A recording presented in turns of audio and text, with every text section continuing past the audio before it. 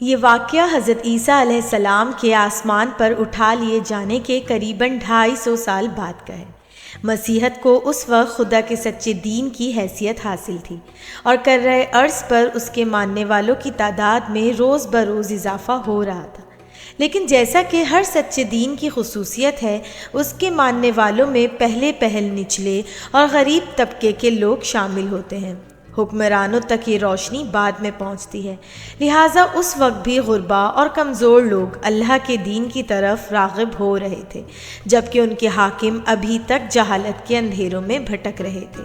یہ حاکم نہ صرف یہ کہ اللہ کے دین کو ماننے سے انکاری پر تھے، بلکہ وہ اپنی رعایا کو بھی اس طرف راغب ہونے سے روکتے تھے۔ جو لوگ اللہ کے دین میں داخل ہو جاتے، وہ اپنے حکمرانوں کے ظلم و ستم کا نشانہ بنتے۔ ایسا ہی ایک حکمران رومی بادشاہ دقیانوس تھا، جو چاہتا تھا کہ لوگ اللہ کے دین سے ہٹ کر دوبارہ بت پرستی شروع کر دیں۔ جو لوگ اس کا حکم نہیں مانتے تھے، اذیت ناک موت ان کا مقدر ٹھہرتی تھی۔ دقیانوس کی سلطنت میں افسوس نام کا ایک شہر تھا، جو اس دور میں اللہ کے دین کا ایک بڑا مرکز بنتا جا رہا تھا۔ جب دقیانوس کو اطلاع ملی کہ یہاں کے لوگ بت پرستی چھوڑ کر اللہ کے دین کا رخ کر رہے ہیں، تو ایک روز وہ خود اس شہر میں آ پہنچا اور یہاں کے لوگوں کو حکم دیا کہ وہ اللہ کی تعلیمات ترک کر دیں اور اپنے پرانے مذہب پر لوٹ آئیں۔ کمزور ایمان والے اس کی دھمکیوں سے گھبرا کر دوبارہ بت پرستی پر واپس آ گئے۔ جن لوگوں نے ایسا کرنے سے انکار کیا، انہیں گرفتار کر لیا گیا اور بعد ازاں اذیتیں دے کر ہلاک کر دیا گیا۔ ان گرفتار ہونے والوں میں چند نوجوان بھی تھے جن کا تعلق اعلیٰ خاندانوں سے تھا۔ دقیانوس نے فوری طور پر انہیں ہلاک کرنا مناسب نہ سمجھا اور ان سے کہا کہ وہ اپنے اجداد کے دین پر واپس آ جائیں۔ نوجوانوں نے ایسا کرنے سے انکار کر دیا۔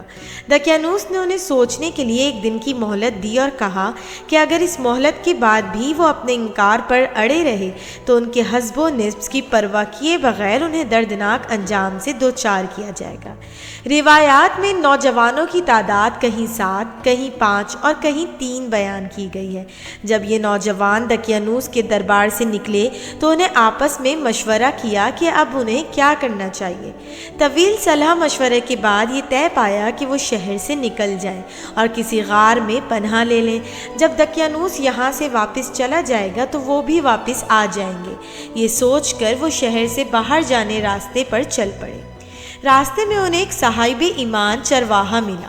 جب اس نے سنا کہ یہ لوگ دقیانوس کے ظلم سے بچنے کے لیے کسی غار میں پناہ لینے کا ارادہ رکھتے ہیں تو وہ بھی ان کے ساتھ ہو لیا۔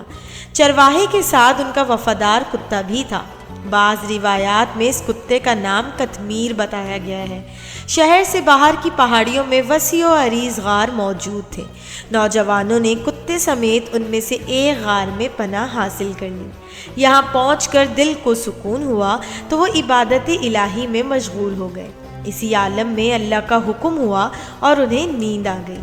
سارے نوجوان غار میں ادھر ادھر لیٹ کر سو گئے اور ان کا کتا غار کے دہانے پر یوں دراز ہو گیا کہ اس کا منہ غار کے دہانے کی طرف تھا۔ پہلی نظر میں یوں معلوم ہوتا تھا جیسے وہ غار کی رکھوالی کر رہا ہو۔ اگلے روز دقیانوس نے پھر دربار لگایا اور نوجوانوں کو طلب کیا۔ پتہ چلا کہ وہ شہر سے غائب ہے۔ اس پر اس نے نوجوانوں کے گھر والوں کو بلا کر ان کی بابت پوچھا۔ ان لوگوں نے کہا کہ وہ اپنے بچوں کے بارے میں نہیں جانتے کہ وہ کہاں گئے ہیں۔ دقیانوس نے انہیں تلاش کرنے کی کوشش کی مگر ناکام رہا۔ اللہ کے حکم سے وہ نوجوان اس غار میں سوئے رہے۔ دن گزر گئے۔ سال بھر بعد دقیانوس نے ایک جنگ میں مارا گیا۔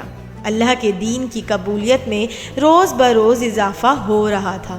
لوگ بت پرستی چھوڑ کر اس طرف آ رہے تھے۔ پھر ایک زمانہ وہ آیا کہ پورے کا پورا علاقہ بت پرستوں سے پاک ہو گیا۔ غار والے سوئے رہے اور اسی حالت میں 300 سال گزر گئے۔ کسی نے ان کی نیند میں خلل انداز ہونے کی کوشش نہ کی۔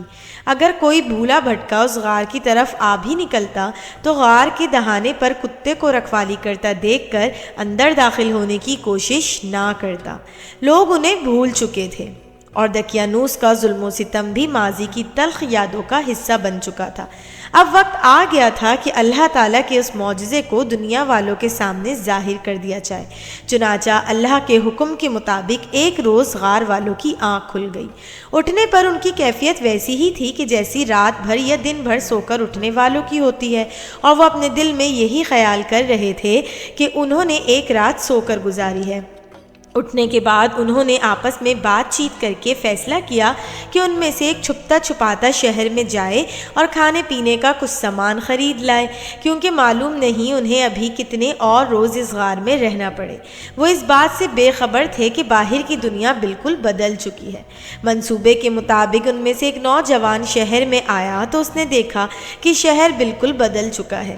اب یہاں کی دیواروں پر حضرت عیسیٰ علیہ السلام کے اقوال اور تعلیمات لکھی نظر آ رہی ہیں۔ وہ بہت حیران ہوا، اسے لگا جیسے وہ راستہ بھول کر کسی اور شہر میں آ گیا ہے۔ اس نے پاس سے گزرتے ایک شخص سے شہر کا نام پوچھا تو پتہ چلا یہ اس کا اپنا شہر ہی ہے۔ اسی حیرت کے عالم میں وہ کھانا خریدنے کے ایک سرائے پر پہنچا۔ یہاں جب اس نے سرائے کے مالک کو کھانے کی قیمت کے لیے سکے دیے تو وہ حیران رہ گیا، اور اس نے کہا یہ سکے تو بہت پرانے ہیں، آپ کے پاس کہاں سے آئے؟ اور پھر آہستہ آہستہ ساری بات کھل گئی۔ نوجوان کو شہر کے حاکم کے پاس لے جایا گیا، اور وہاں پہنچ کر اس نے اپنے ساتھیوں کی ساری داستان بیان کی۔ حاکم یہ سن کر حیران رہ گیا، اور وہ اللہ کے حکم کے تحت 300 سال سے اس غار میں اسی حالت میں موجود ہیں، اور ان کی ظاہری وضع و قطع اور عمر میں ذرہ برابر فرق رونما نہیں ہوا۔ اللہ کے اس معجزے کو دیکھ کر ان لوگوں کے ایمان اور بھی پختہ ہو گئے۔ حاکم اپنے ساتھیوں کو لے کر ایک جلوس کی شکل میں غار تک گیا، اور باقی نوجوانوں کو بھی ساتھ لے آیا۔ شہر والوں نے ان کی بڑی آؤ بھگت کی اور ان سے درخواست کی کہ اب وہ یہیں رہیں، لیکن نوجوانوں نے انکار کر دیا اور کہا کہ وہ اسی غار میں رہیں گے جہاں انہوں نے 300 سال گزارے ہیں۔ لہٰذا وہ پھر سے غار میں چلے گئے اور انہوں نے اپنی بقیہ عمر یہیں بسر کی۔ ان کی وفات کے بعد لوگوں نے ان کی یاد میں یہاں ایک عبادت گاہ تعمیر کر دی۔ کسی شخص کا 300 سال تک سوئے رہنا اور بعد ازاں اسی حالت میں جاگنا، اس کی جسمانی اور ذہنی کیفیت میں ذرہ برابر تبدیلی نہ آئی ہو، بظاہر ناممکن سی بات لگتی ہے، لیکن ہم سب کو یاد رکھنا چاہیے کہ جب بات اللہ کے معجزوں کی ہو تو ہر ناممکن ممکن ہو سکتا ہے۔ غار والوں کے قصے میں یہی سبق پوشیدہ ہے کہ جب کوئی اللہ کی ذات اور صفات پر کامل ایمان لے آتا ہے تو اللہ اس کے لیے ناممکن کو بھی ممکن بنا دیتا ہے۔